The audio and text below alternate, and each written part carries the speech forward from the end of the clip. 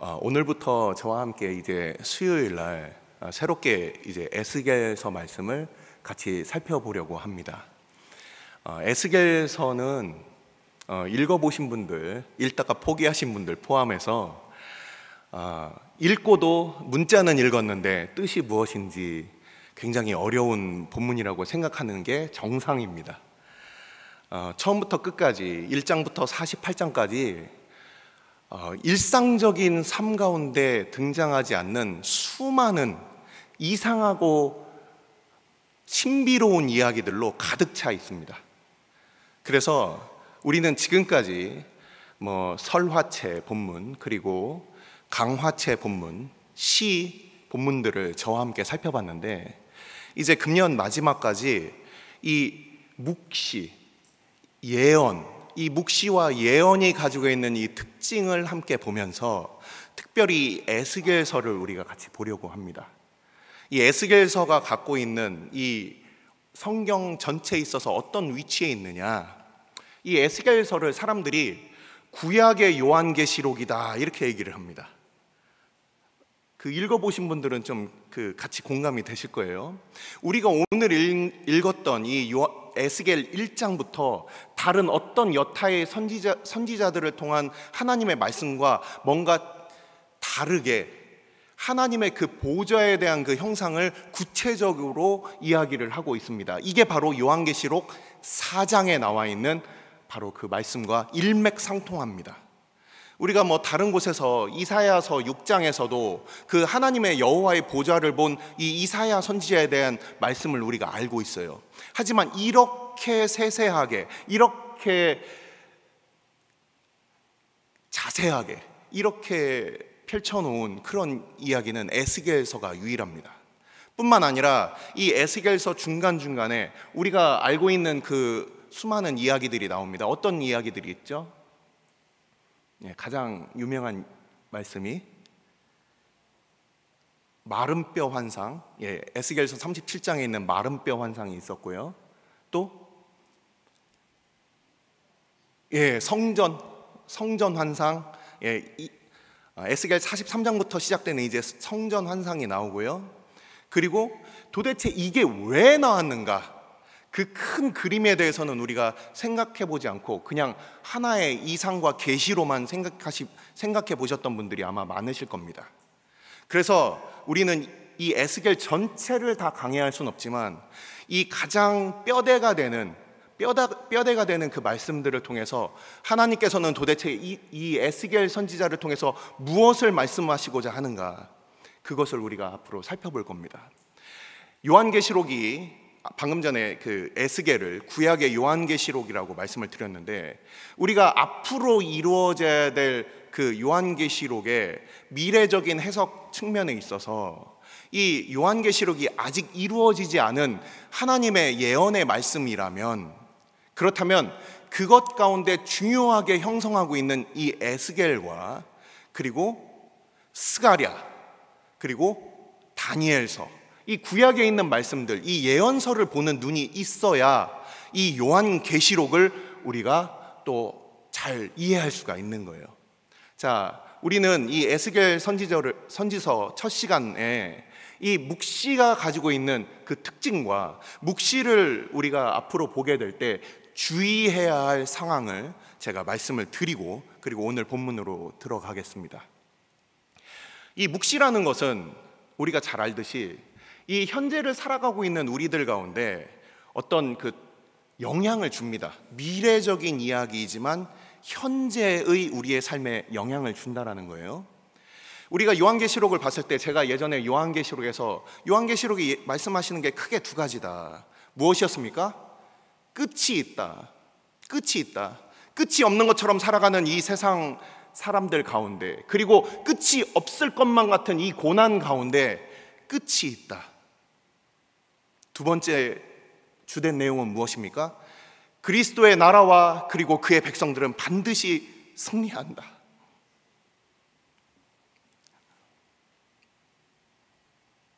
우리가 너무나도 종종 잊고 지내는 것들입니다. 얼마나 우리는 이 땅이 끝나지 않을 것처럼 생각하면서 걱정하고 그리고 우리가 이 땅에 속해 있는 것들 때문에 슬퍼하고 안타까워하고 화가 나고, 그리고 그것들이 우리의 삶을 지금도 하나님의 영광을 보지 못하도록 합니까? 하지만 이 묵시를 통해서 하나님께서는 잠자고 있는 그의 백성들을 깨워서 흔드시는 거예요. 이 땅만을 바라보고 이 땅에 우리의 시선을 고정하고 있는 그 백성들 가운데 이 땅이 다가 아니야, 우리가 바라봐야 할 곳이 있다, 그것을 알려주시는 겁니다. 뿐만 아니라 이 에스겔의 이 지금 상황과 같이 아무것도 보이지 않고 끌려왔어요. 그리고 더 이상 어떤 소망을 그들이 가질 수 없는 그런 상황 가운데 하나님께서는 그 백성들을 여전히 돌보시고 계신다는 그 말씀을 우리는 묵시를 통해서 보게 되는 겁니다. 우리가 눈에 보이는 상황과 형편에 따라서 하나님께서 우리를 향하신 하나님의 사랑과 하나님의 은혜가 같이 그것들이 움직이고 있다면, 이 묵시의 말씀을 통해서 그것이 아니다, 상황과 환경과 형편을 넘어서 하나님께서는 주의 백성들을 여전히 돌보고 계시며 그들을 다스리고 계신다라는 그 말씀을 보게 되는 거예요. 우리는 오늘 이 에스겔 말씀을 통해서 하나님께서는 도대체 왜 이 에스겔 선지자를 그를 불러서 이 말씀들을, 어떤 말씀을 그에게 전하고 계시는가, 그것을 이제 보게 되는 것입니다. 자, 우리는 또 한 가지 묵시를 우리가 바라봄에 있어서 조심해야 될 것이 있습니다. 묵시라는 것은 어떤 상징적인 것들이 그 안에 있다라는 거예요. 그거를 무조건 문자적으로 억지로 풀려다가 또 이게 자의적인 해석으로 빠지게 됩니다. 방자히 그 말씀을 해석할 수가 있어요.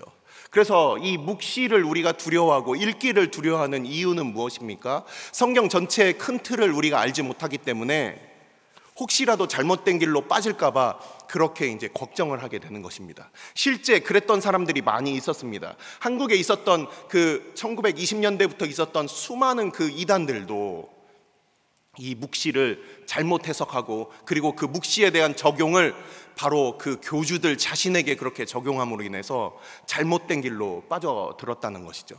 그렇기 때문에 우리는 이 에스겔 선지서, 이 묵시를 통해서 우리는 그동안 이루어졌었던 이 과거와 역사를 통해서 어떠한 말씀으로 이 말씀이 해석이 되는 것이 맞는지, 그리고 이 말씀이 다른 말씀 가운데 어떠한 내용들이 이 안에 숨겨져 있는지를 함께 차근차근 우리 함께 보도록 하겠습니다.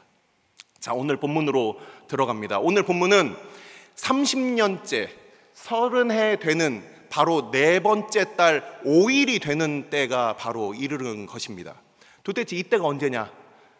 많은 학자들이 여기에 대해서 여러 의견들을 냈습니다. 그 중에서 우리가 잘 알고 있는 칼빈은 이렇게 해석을 했어요. 이 30째 해가 언제냐? 이게 바로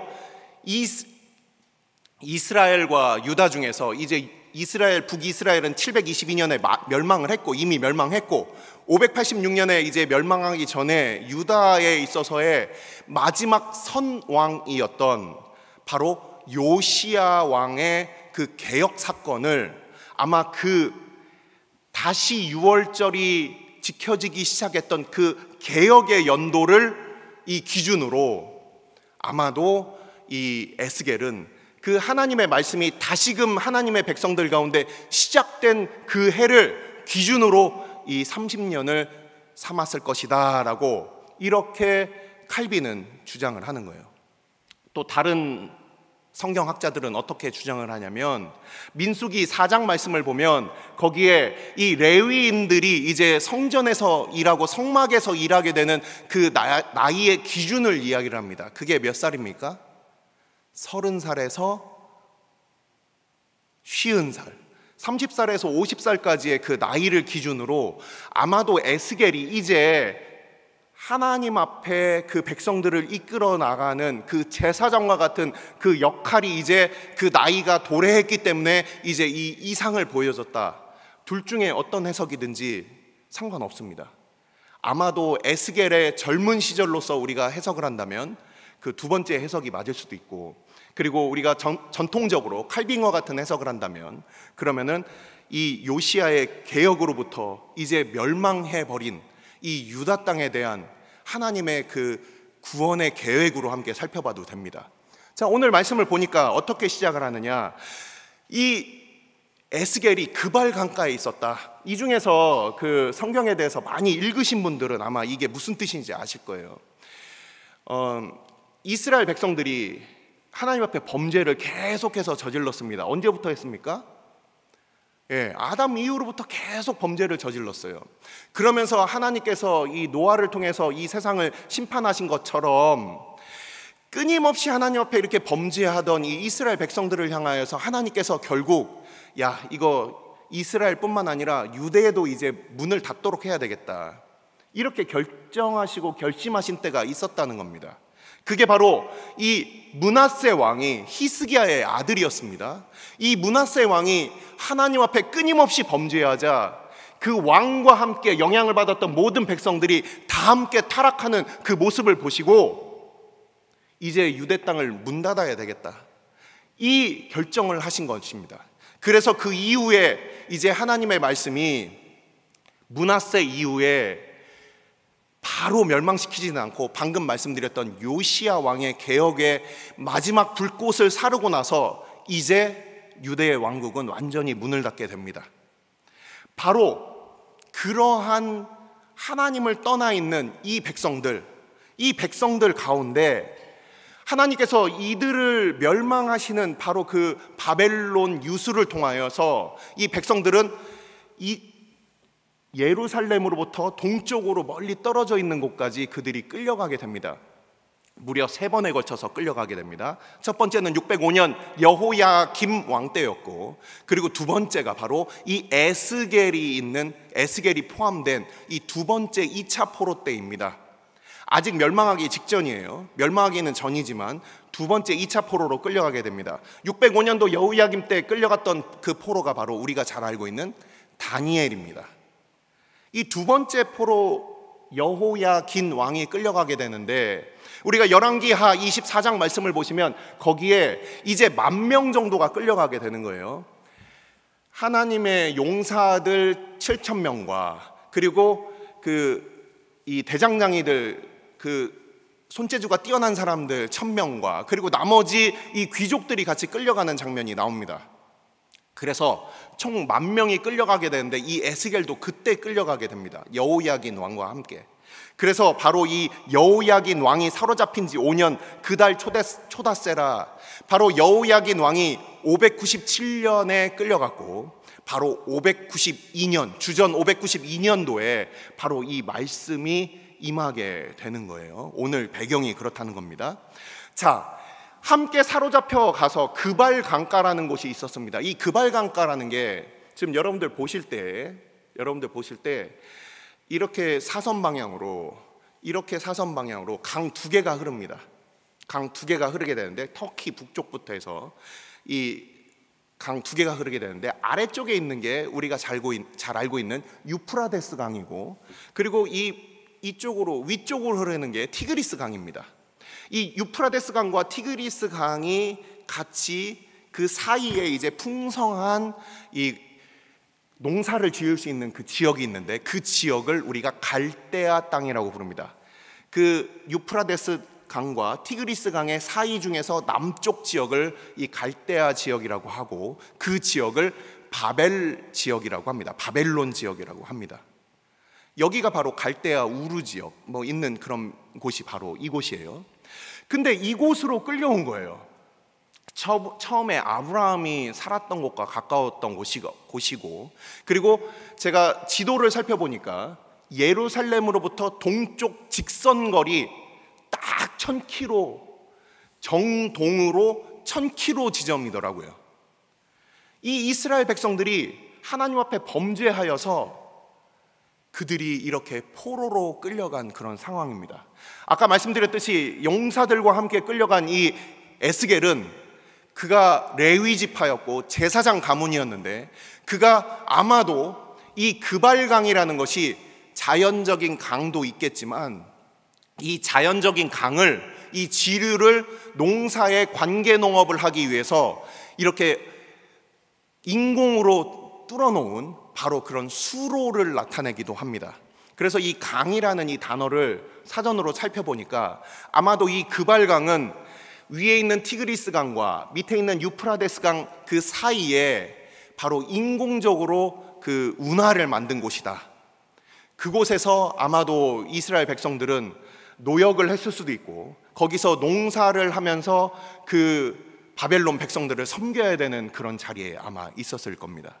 포로로 간 사람들의 특징은 무엇입니까? 자기 스스로 어느 곳에도 갈 수가 없어요. 그곳에 묶여서 그들은 시키는 대로 그 일을 해야 합니다. 이런 상황 가운데 이 에스겔이 있었다는 겁니다. 이런 상황 가운데 바로 하나님의 여호와의 하나님의 모습이 그에게 나타나 보이시는 거예요. 근데 1절을 보니까 어떤 표현이 되어 있습니까? 하늘이 열렸다라는 겁니다. 하늘이 열린 사건이 성경에서 어디에 나와 있죠? 네, 지금 뭐라고 하시는 것 같은데? 예수님께서 마태복음 3장, 마가복음 1장, 누가복음 3장에 보시면 예수님께서 세례를 받으실 때 하늘문이 열리는 장면이 나오죠. 또 어디서 나오죠? 요한복음 1장에서 예수님께서 나다나엘에게 말씀하실 때 하늘문이 열리고 하나님 인자 위에 천사가 오르락내리락 하는 것을 볼 것이다. 이때 하늘문이 열릴 것이다. 이런 말씀을 쓰시고, 또 우리가 잘 알고 있는 사도행전 7장에서 이 스데반이 이 설교하는 가운데 이제 마지막 죽기 직전에 하늘문이 열리는 장면을 보게 됩니다. 그리고 사도행전 10장에서 이제 베드로가 하늘문이 열리고 하늘에서부터 보자기 환상을 보게 됩니다. 마지막으로 계시록 4장을 보면 거기에 열린 하늘문 가운데 하나님의 보좌를 보는 장면이 나오게 됩니다. 이 하늘문이 열린다는 것은 굉장히 특별한 일이에요. 하나님께서 직접적으로 하나님의 계신 그곳을 보여주겠다는 것입니다. 당시에 그 히브리인들은 세 하늘을 그들은 알고 있었습니다. 첫 번째 하늘, 두 번째 하늘, 세 번째 하늘. 첫 번째 하늘은 어떤 곳입니까? 비가 내리고 새가 날고 그리고 구름이 떠다니는 그런 하늘이에요. 두 번째 하늘은 어떤 하늘입니까? 두 번째 하늘은 해와 달이 있고 별들이 운행하는 그런 하늘이에요. 그리고 거기에 궁창에 창문이 있어서 비가 내리고 물이 내려오는 그런 하늘이 바로 두 번째 하늘이었습니다. 세 번째 하늘이 바로 하나님과 천사들이 살고 있는 바로 그런 하늘. 바로 이 에스겔이 본 하늘은 하나님께서 하나님의 그 나라를 보여주시는 그 계시의 하늘이라는 겁니다. 그것을 보여주고 있어요. 우리가 하나님의 영광을 볼 때는 언제입니까? 뭔가 우리가 잘 나갈 때 봅니까? 우리가 뭔가 바쁘고 뭔가 하나님의 일에 대해서 우리가 열심을 낼 때 그때 보게 되는 경우도 있을지 모르지만 대부분은 바로 우리가 다윗이 그 엔게디 그 동굴 안에서 그가 아둘람 동굴 안에서 그가 바로 하나님의 영광을 보았듯이 하나님의 백성들을 향하여 하나님께서는 더 이상 아무런 소망이 없을 때 그때도 하늘문을 여시고 하나님의 영광을 보여주신다는 거예요. 아무것도 보이지 않아요. 이 땅 가운데서는 포로로 끌려왔고 자기 왕도 같이 끌려왔고 들리는 소문에 의하면 이제 바벨론이 다시금 그 유다를 침공할 것 같고 더 이상 어떠한 것도 보이지 않는 바로 그러한 암흑의 시대 가운데 하나님께서는 오히려 하늘의 문을 여시고 그의 영광을 보여주신다는 겁니다. 사람이 만들어서 꾸며서 그것을 마치 하나님의 영광이라고 그렇게 거짓으로 얘기하는 것과는 전혀 다른 그런 차원의 하나님께서 보여주시는 하나님의 그 영광, 하늘문이 열리고 우리에게 보여주시는 그 때가 있다라는 거예요. 바로 이 에스겔이 사로잡힌 자 중에 있을 때, 그리고 그발 강가라고 하는 어떤 노동의 현장에서 그가 포로로 잡혀간 그 예루살렘으로부터 떠나간 그곳 가운데 바로 그 영광의 환상을 보게 됩니다. 하나님께서 바로 하나님의 비전이라고도 하고 하나님께서 자기 자신을 또는 하나님으로부터 보이는 바로 그 이상을 보여주시는 바로 그 장면이라고 1절부터 이렇게 이야기를 하고 있습니다. 바로 3절을 보시니까 갈대아 땅 그발강가에서, 아까 말씀드렸던 부분이에요. 갈대아 땅이라는 것은 티그리스 강과 유프라데스 강, 바로 히데겔 강이라고도 불리우는 이 티그리스 강과 유프라데스 강 그 남쪽 지역입니다. 그 하류 지역이에요. 바로 그 그발강가에서 여호와의 말씀이 부시의 아들 제사장 나 에스겔에게 특별히 임하고, 여기서 특별히 임하였다는 이 말씀을 원어 성경에서 찾아보니까 임하였고 임하였다, 이렇게 표현을 합니다. 임하였고 임하였다. 성경에서 2번 반복이 되면 이건 강조의 뜻이라고 말씀을 드렸어요. 근데 이 3절을 지금 우리 보시는 한글 개역 성경 말고 원어 성경을 제가 하나하나 그 단어들을 살펴보니까 이런 뜻이 있어요. 이 에스겔서의 특징이 1인칭 관점에서 되어 있습니다.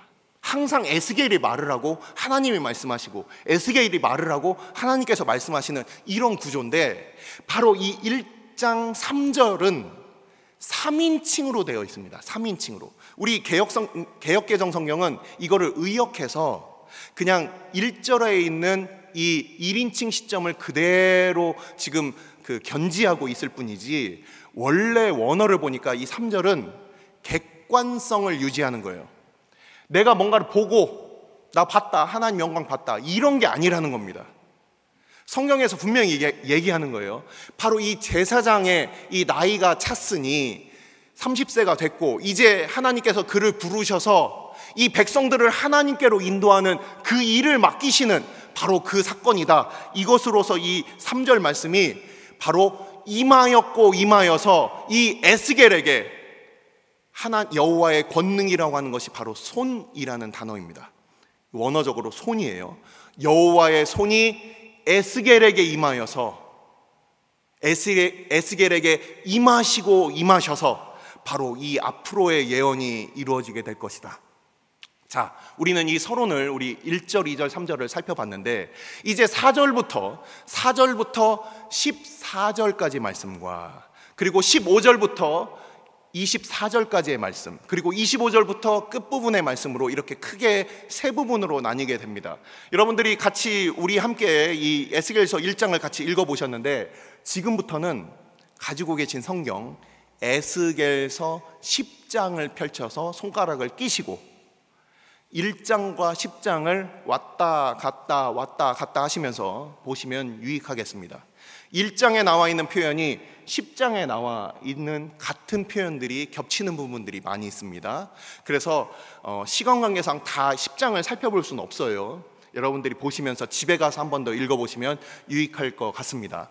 자, 4절을 보시면 이제 북쪽에서부터 뭔가 이렇게 바람이 불면서 구름이 오기 시작하는 거예요. 이 북쪽이라는 것은 어떤 의미이냐? 이사야 14장을 보시면 바로 하나님께서 계시는 곳이 바로 북극 지폐이다. 북극에 계시다. 저 북방의 시온산이다. 우리가 알고 있었던 이 하나님이 계시는 곳이 바로 북쪽이라는 그런 의미를 가지고 있습니다. 그래서 이 하나님께서 계시는 그 하늘의 그 북쪽으로부터 하나님께서 이제 뭔가 이렇게 임하시는 그런 장면이죠. 아직은 하나님이 등장하지 않습니다. 에스겔이 보니까 북쪽으로부터 뭔가 바람이 불고 있어요. 구름이 오고 있습니다. 그 구름을 보니까 번개가 치고 뭔가 불빛이 보입니다. 그러면서 그 불빛이 이 앞에 있는 어떤 그 조명과 같이 하나가 그 가운데서 밝게 비치는데, 그 밝은 빛 가운데서 뭔가 보이기 시작하는 거예요. 그것이 나에게 다가오기 시작하는 겁니다. 그 빛 가운데서 보이는 것이 무엇입니까? 바로 이 5절부터 나오는 바로 이 말씀입니다. 그곳 가운데서 이 에스겔은 우리가 이야기할 수 있는 이 그룹을 보게 됩니다.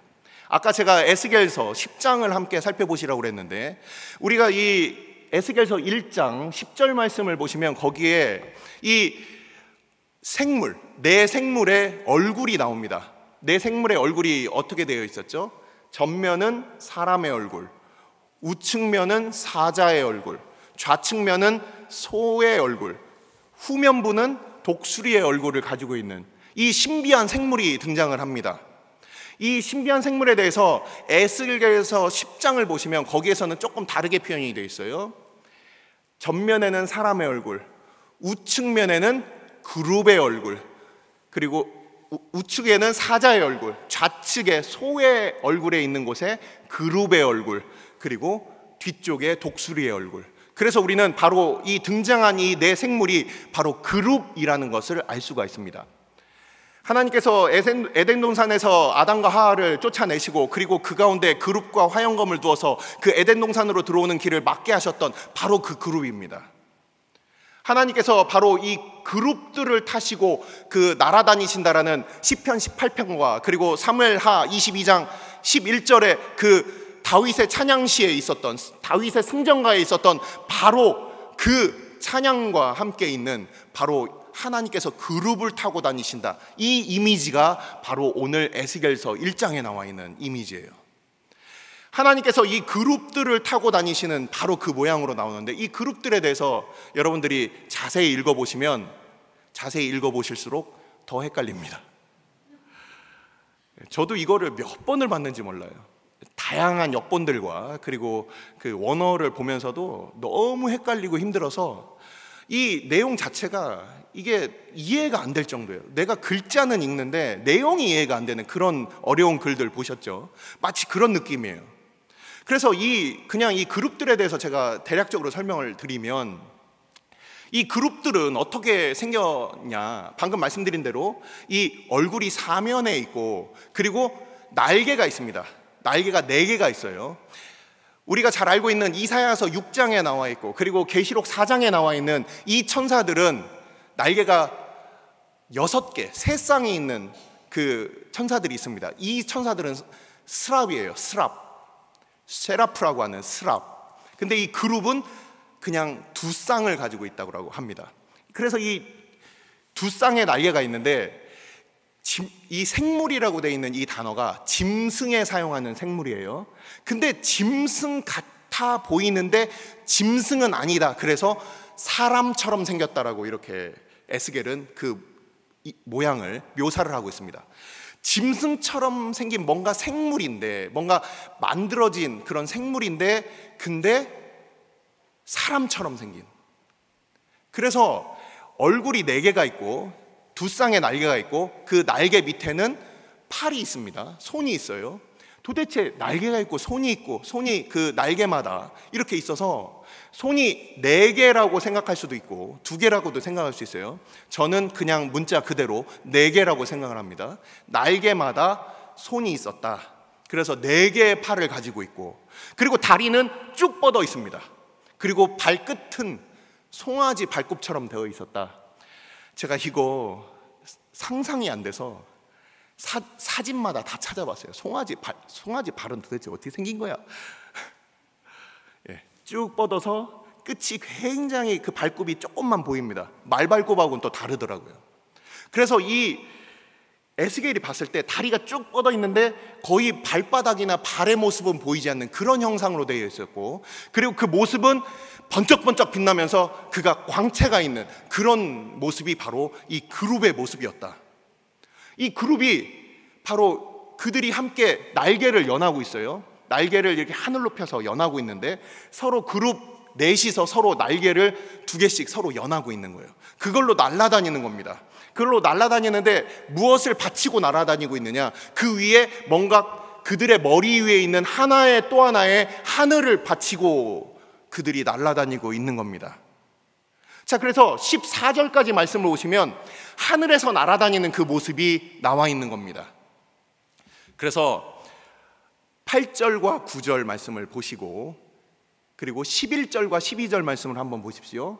8절과 9절 말씀, 11절과 12절 말씀을 보시면 같은 내용이 반복이 됩니다. 그래서 읽다 보면은 헷갈리는 게 바로 이런 지점들 때문이에요. 읽다 보면 계속 헷갈립니다. 이게 왜 그러냐면 이 히브리어에서 이 학자들은 이렇게 정의를 했습니다. 중복 기교법이다. 중복 기교법이라고 해서 같은 내용을 2번 반복함으로 인해서 독자들이 서로 교차되는 지점들로 잘 이해할 수 있도록, 영적인 존재이기 때문에 우리가 본 적이 없기 때문에 최대한 잘 설명을 하려고 해놓은 건데, 우리는 본 적이 없으니까 에스겔만큼 이해가 안 되겠죠.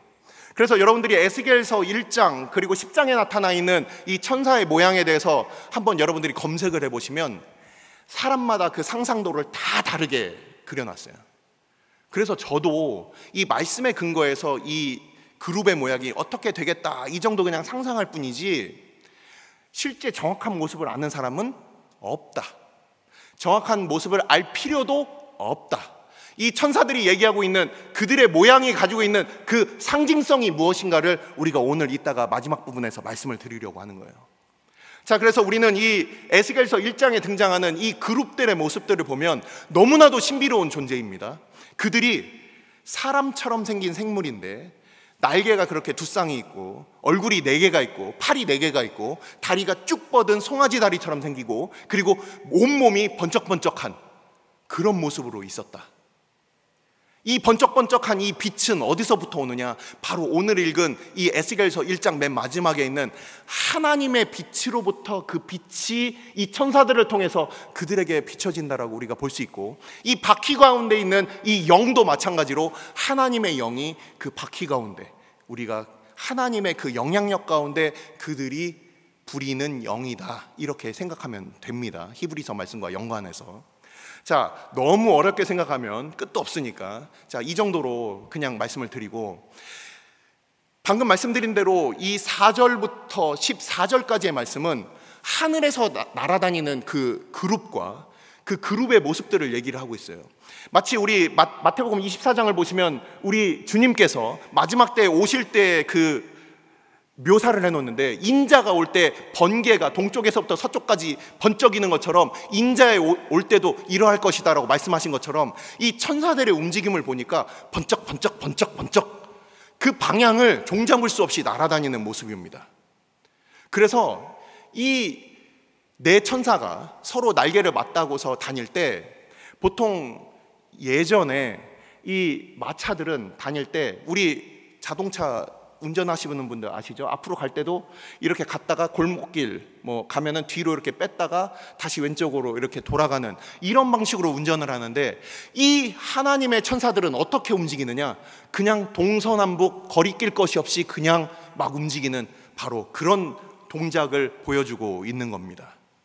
자, 근데 15절부터는 어떤 모습이냐? 이 하늘에서 움직이고 있던 이 보좌가 땅에 내려오는 거예요.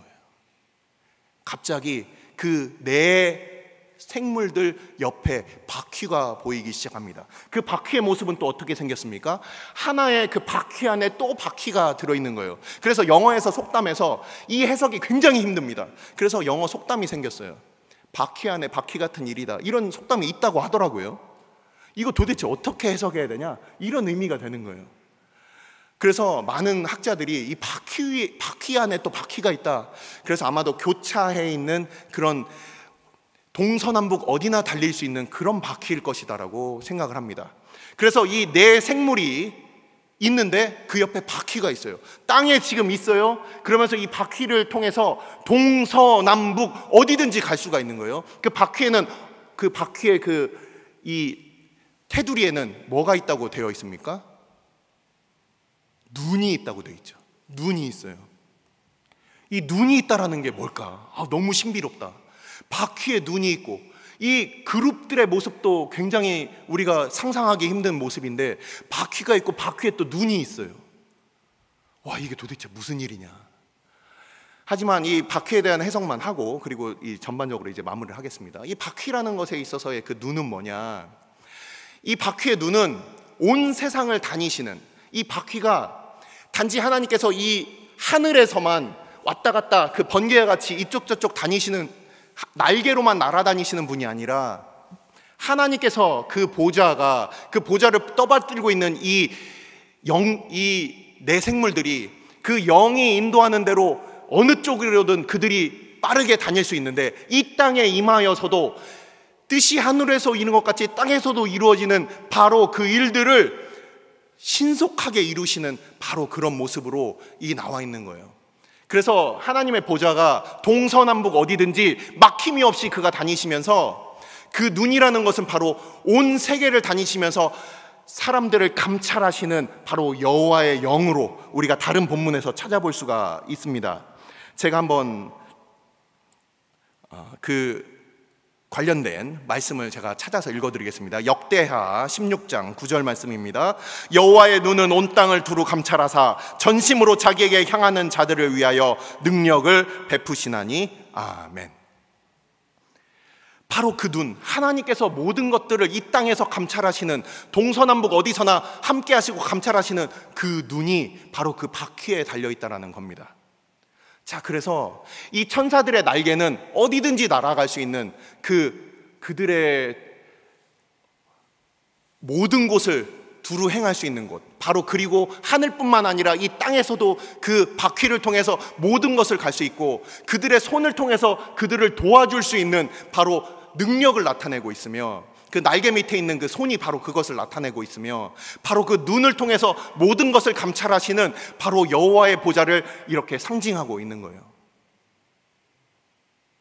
그래서 우리는 이 15절부터 이 21절까지의 말씀을 보시면, 15절부터 21절까지가 이 땅에서도 두루 다니시면서 하늘과 땅을 왔다 갔다 하시면서 그렇게 움직이시는 여호와의 보좌의 이 역동성을 이야기를 하고 있습니다. 그러면서 22절부터는 어떤 이야기가 있습니까? 22절부터는 이제 바로 그 그룹들의 머리 위에 하나의 공간이 있는데, 거기에 그 청옥처럼 생긴 파란색의 그 하늘이 보이기 시작하는 거예요. 바로 그 하늘이 바로 무엇이냐? 바로 출애굽기 24장에서 이 모세와 그와 함께 했던 이 장로들이 봤던 여호와의 보좌의 모습과 함께 이어집니다. 출애굽기 24장 10절 말씀입니다. 출애굽기 24장 10절 말씀 제가 찾아서 읽어드리겠습니다. 이스라엘의 하나님을 보니 그의 발 아래에는 청옥을 편듯하고 하늘같이 청명하더라. 이제 모세가 시내산에 올라가서 40일 동안 하나님과 함께 있어야 될 바로 그 직전에 이 모세와 함께, 아론과 함께 이스라엘의 장로들에게 보여주셨던 바로 여호와의 보좌에 나와 있는 그 모습과 일맥상통하는 모습이 바로 이 에스겔서 1장에 등장하는 바로 그 여호와의 보좌 환상에 등장하는 바로 그 부분입니다. 바로 그 그룹 위에 하나님의 그 보좌가 있는 바로 그 밑에 이렇게 하늘이 펼쳐져 있고, 그리고 거기에 그 청옥과 같은 그 파란색의 하나님의 그 보좌가 이렇게 펼쳐져 있는 거예요. 그 보좌 위에 사람과 같은 바로 그 사람이 있었다. 이게 바로 4절에서 등장하는 그 빛의 근원입니다. 이 빛의 근원이 이제 이 에스겔에게 보여주기 시작하는 거예요. 본격적으로. 바로 이 여호와의 영광이 어떻게 보입니까? 허리 아래는 불꽃과 같다고 되어 있어요. 그리고 이 허리 윗부분은 그 빛이 막 나오기 시작하는데, 그 빛이 무지갯빛과 같고, 그 빛으로 인하여서 감히 그곳을 볼 수 없이 두려워하는 마음이 생길 수밖에 없는 바로 그런 여호와의 영광이 그 가운데 보이게 된 것입니다. 바로 우리는 이 빛에 대하여서 우리가 너무나도 잘 알고 있습니다. 요한복음 1장에서 바로 우리 주님이 빛이라고 하셨고, 그리고 요한복음 8장과 9장에서 주님께서 이 땅 가운데 빛이라고 하셨고, 요한일서 1장에서 하나님은 빛이시라, 그리고 요한계시록 21장과 22장에서 바로 하나님께서 그의 백성들을 비추신다. 어두워서 아무것도 볼 수 없는 그 땅 가운데 주님께서는 바로 그 포로 가운데 있는 그 에스겔에게 빛으로, 그리고 그 영광으로 보여주시는 겁니다. 눈에 보이는 그 인간 왕은 같이 잡혀왔어요. 아무 힘도 없어요. 그냥 감옥에 갇혀 있어요. 무려 37년 동안 그는 갇혀 있게 됩니다. 여호야긴 왕은. 하지만 하나님은 여전히 그가 우리의 하나님이시며, 마치 이스라엘 백성들은 잊고 있었던 거예요. 하나님은 그냥 성소 안에만 계셔. 지성소 안에 계셔. 그냥 성전 안에 계시고 지성소 안에 어두운 곳에 그냥 계시는 하나님이야. 그 이전에 출애굽기에서 출애굽 동안에 하나님의 백성과 함께 동행했던 그 하나님의 백성과 함께 전진하시고 승리하시고 싸워서 승리를 주셨던 그 하나님은 다 잊고 그냥 그 성전 안에 가둬놓고, 하나님은 마치 그냥 멀리서 아무 일도 할 수 없는 것처럼, 그렇게 이스라엘의 그 유대교의 종교 지도자들은 그렇게 하나님을 가둬 놓았습니다. 하나님께서 이렇게 움직이시는 바로 여호와의 보좌가 있고, 그의 백성들 가운데 세상 어디든지 하나님의 영광을 보여주실 수가 있는데, 이 백성들은 그걸 잊고 있었어요. 그러니 우리가 믿는 하나님은 저 아수르의 신보다 약하다, 가나안의 신보다 풍요롭지 못하다, 바벨론의 신보다 볼품이 없다, 이렇게 생각해 버린 거예요. 바로 그래서 이 하나님의 영광을 스스로 버리고 그 우상들을 쫓아서 섬겼던 이 이스라엘 백성들 가운데 하나님께서는 이 에스겔을 통하여 자신의 모습을 직접 보여주시게 되는 거예요. 그 하나님의 모습이 그 에스겔 앞에 펼쳐지게 됐을 때 그 에스겔은 그 영광을 보고 그는 꼬꾸라졌습니다. 여기 보면 엎드려서 그가 경배했다고 되어 있는데, 이 엎드렸다는 표현이 꼬꾸라졌다는 거예요. 우리가 정말 하나님의 영광을 우리가 보신 적이 있습니까? 그냥 우리가 비슷하게 교회를 아름답게 꾸며놓고 이게 하나님의 영광이 이 정도일 거야, 우리가 우리의 삶을 어느 정도 멋있게 꾸며놓고 하나님의 영광은 이 정도일 거야, 우리가 만들어낸 우리의 영광 가운데 우리가 혹시 취해 있진 않습니까? 하지만 진짜 하나님의 그 영광을 본 사람들은 그 앞에 꼬꾸라지게 돼 있어요. 마치 이사야처럼, 마치 주님 앞에서의 베드로처럼 그들은 꼬꾸라지게 돼 있습니다. 바로 이 하나님 앞에 꼬꾸라진 바로 이 에스겔에게 하나님께서 그를 부르시는 장면입니다. 벤 아담, 땅의 아들아. 아담이라는 게 인간이란 뜻이지만 이 아담이 바로 에돔이라는 붉은색 적토로부터 아담을 지으셨기 때문에 이 불다라는 의미에서 땅이라는, 흙이라는 그 의미가 있고, 이게 바로 아담의 이름이 된 거예요. 우리가 땅에 속해서 우리는 유한하고 하나님의 영광을 볼 수 없는 그런 땅의 아들 가운데 하나님께서는 그를 부르시는 겁니다. 벤 아담. 우리의 마음이 높아졌을 때 우리가 마치 하나님처럼 되고자 하고, 우리가 하나님의 영광을 그렇게 우리가 사취하려고 하고, 그리고 우리가 그 하나님의 영광을 우리가 만들 수 있다고 착각하는 그런 인간들 가운데 모든 것이 다 사라졌을 때 하나님께서는 그에게 나타나셔서 그를 그의 원초적인 이름으로 부르고 계시는 겁니다. 그냥 인간의 한 아들이 아니라 땅으로부터 난 너희 인생아. 칼빈은 이런 얘기를 했습니다. 하나님을 아는 지식과 우리를 아는 지식은 서로 긴밀하게 연결되어 있다. 이 얘기가 무슨 뜻입니까? 하나님의 크심을 보면 볼수록 우리의 얼마나 보잘것없는가를 알게 되는 거예요. 또 우리의 보잘것없는 우리의 삶을 보면서 하나님의 크신 영광과 그 사랑을 알게 되는 겁니다. 우리가 정말 하나님에 대해서 정말 바르게 알고 있을까요? 아니면 뭔가 사람이 만들어낸 그 유사품으로 우리는 하나님의 영광을 혹시 대치하고 있지는 않을까요? 바로 이 에스겔에게 주님께서는 내 발로 일어서라, 그에게 주의 성령을 주시는 겁니다. 주의 영이 그에게 말씀하시고 주의 영이 그에게 임하자 그는 엎드려졌던 그 자리에서 그는 자기 발로 일어나게 됩니다. 그리고서 이제 하나님의 그 말씀을 이제 듣게 되고 그것을 전하게 됩니다. 그 내용은 무엇일까요? 다음 시간으로 우리가 같이 살펴보겠습니다. 우리는 오늘 말씀을 이제 마무리하면서 하나님께서는 도대체 왜 그 영광을 그 백성들에게 보여주실까? 그 포로 가운데 끌려갔고 이제 나라가 풍전등화의 위기에서 이제 망하기 직전인 바로 그 이스라엘 백성들에게 무엇을 말씀하시려고 이 에스겔에게 나타나셨을까? 우리가 이제는 아무 소망이 없다고 할 때, 우리가 하나님 앞에 뭔가를 붙들고 내가 몸부림치고 뭔가 열심히 하고 이렇게 우리의 회복이 일어나는 게 아닙니다.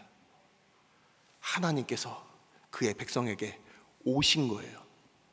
그 지성소에만 머무시는 하나님이 아니라 하나님의 백성의 그 포로의 자리에, 그들의 가장 어려운 지점에 주님께서는 그의 백성들에게 나타나셔서 그의 영광을 보여주시는 거예요. 모든 우리의 문제의 해결은 바로 거기서부터 시작이 되는 겁니다. 하나님의 하나님 되심이 과연 어떠한가, 그것을 바로 아는 것으로부터 하나님 백성들의 회복은 시작되는 것입니다. 기도하시겠습니다.